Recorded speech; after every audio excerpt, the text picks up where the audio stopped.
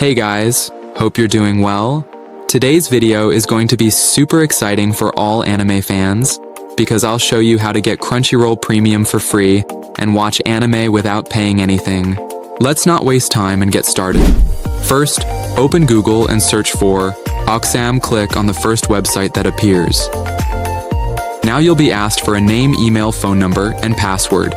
You can enter anything like name, ABC, email, David John, 11@gmail.com, phone 1 to 10, password, something easy to remember.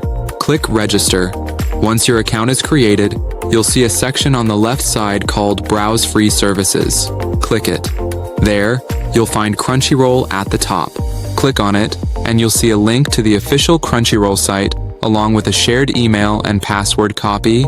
That email and password, go to crunchyroll.com, click Login, paste the credentials, and sign in. Now, you'll get access to Crunchyroll Premium. You'll see different profiles. Just select one and start watching your favorite anime. But remember, don't change any settings or passwords, just enjoy watching.